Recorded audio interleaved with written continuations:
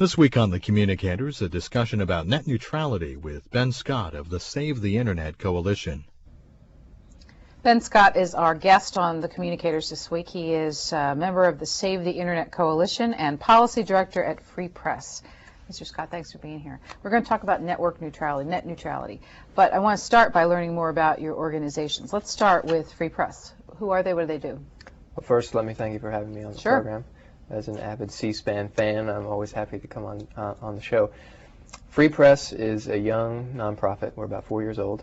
We were started with the simple idea that we could have a nonprofit organization dedicated just to communications policy issues, and that the American public cares about the policies that shape their media, whether it's radio or television or the internet, and that if given the chance and the opportunity to understand what's going on in Washington in the arcane halls of power, that they would take that advantage and get involved. And to our surprise, the theory worked just like we predicted, and the organization has grown really gangbusters in the last 4 years. We've gone from 2 staff and about 5,000 members to almost 30 staff and 350,000 members. We have sort of a hybrid organization where we've got 1 office in Massachusetts and 1 office in Washington. And our outside the Beltway office is all about public education and translating the complexities of lawmaking into language that makes sense to the average consumer who doesn't have time to pay attention for a living. And then we have an advocacy office in Washington that I run, which is monitoring, analysis, research, and really engaging in the process on behalf of the public in the Congress and at the FCC. How much does it cost people to join? It's free. You can go online at freepress.net and join for free. How do you get your funding for the organization then? We are funded exclusively by our members who make contributions, individuals who are interested in media reform, and foundations. We are very scrupulous about not taking any money from corporations or any government or political source so as to maintain our independence. Name some of the big foundations, please. Sure. We have foundation funding from the Ford Foundation, from the Open Society Institute. That's George Soros. It is. The Schumann Foundation. There are a number of other smaller foundations who fund the organization. Now, you are one of several organizations that are then part of the Save the Internet Coalition. So tell me about that organization. So Free Press, often on issues where we're not the only group that's interested, like openness on the internet, we create campaigns like the Save the Internet Coalition, which is a group effort coordinated on a third-party website, in this case SaveTheInternet.com, where we bring together all of the different coalition partners, and in this case it's an unbelievable array of groups from the Christian Coalition on the right to MoveOn.org on the left. And the Save the Internet Coalition was built to create grassroots participation in the biggest debate over telecommunications policy in decades, which took place last year in the U.S. Congress. Net neutrality. Net neutrality was at the center of that. So this whole effort is focused on net neutrality, or net neutrality is one aspect of the... The whole effort is focused on net neutrality. Define net neutrality. So it sounds complicated and technical, but it's actually a pretty simple idea. Anybody who's ever used the internet intuitively understands net neutrality. So when you sit down in front of your computer and you go online to surf the web, every website that you look at, whether it's the C-SPAN website or the CNN website or the Fox News website or your neighbor's blog, all the websites load up the same. You can access all of them just the same. There's equality on the internet. It's the great equalizer of network communications. Everybody gets treated alike by the network owners. That's it. That's net neutrality, and that was very specifically built into the internet. Why do you and members of your organizations feel that it's threatened? Well, for the whole history of the internet, we've had this neutrality principle written into the law. The engineers at the Department of Defense who built the network, which we now know as the internet, the university researchers who developed it, and the companies who ran it once it was privatized, all abided by this neutrality law. In August of 2005, after a very complicated and technical regulatory proceeding at the Federal Communications Commission, the neutrality principle was removed from the internet as a matter of law for the first time in the history of the internet. And sort of everyone watched with bated breath, everyone. The lawyers in Washington who pay attention to arcane regulatory proceedings watched. Of course, there was no media about this. There was no understanding in the general public as to what this really meant. Well, we got a taste of what it meant a few months later. So August 2005, Federal Communications Commission pulls the rug out from under the internet. Neutrality is no longer the rules of the road.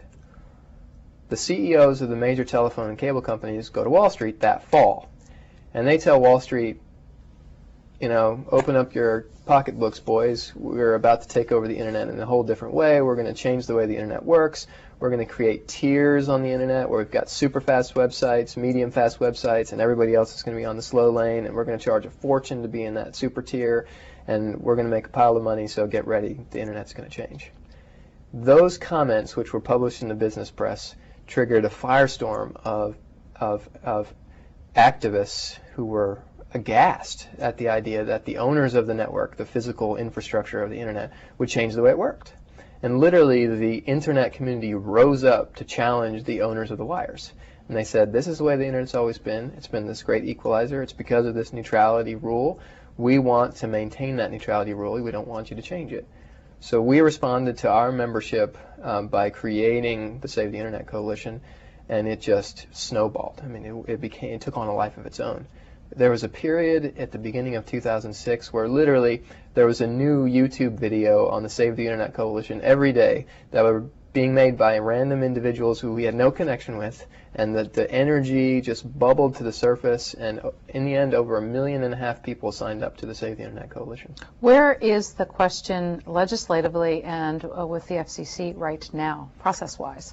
So this is one of the remarkable stories of the last Congress, which is this telecommunications bill, which we opposed because it would have permanently ended neutrality on the internet, was considered by most of the odds makers in Washington a lock, a done deal. It had the support of the phone companies on $100 million worth of lobbying and advertising. No exaggeration, we counted $100 million worth of lobbying and advertising.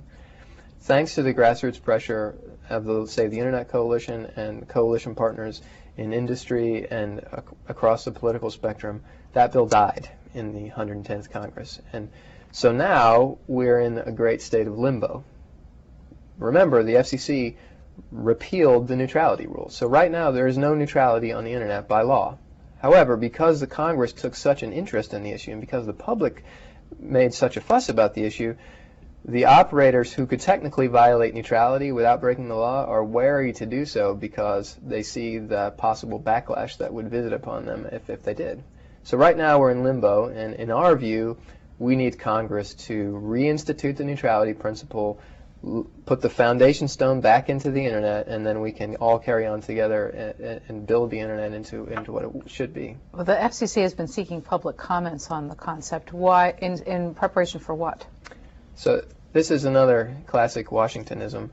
The Federal Communications Commission, after watching heated debate on the issue of network neutrality for almost 2 years, decides to launch a study. You know, we've done nothing but study the issue and talk about it for 2 years, and the Commission launches what's called a notice of inquiry, which is the most generic possible study of an issue. So the Commission has now decided, well, we ought to do something about this, and they've begun a process to inquire about the issue, which may later lead to them making a rule to either reinstate the neutrality principle or once again decide that it doesn't belong. And I've been reading about the volume of public comment that they've gotten, many of it coming from people who have been on your website. What's the number stand at? Well, hundreds of thousands of people have participated in this proceeding, and Free Press and the Save the Internet Coalition are among the pioneers of public participation at the Federal Communications Commission, a regulatory agency that is not accustomed to hearing from the public. And though they say they want public comment, what typically that means is industry stakeholders filing very legal documents into the docket. The idea that hundreds of thousands of people would send a personal message to the FCC about their commitment to a policy issue like network neutrality is foreign to the agency. Well, thanks to Save the Internet Coalition and groups like Free Press, that is now a standard part of every proceeding on an issue of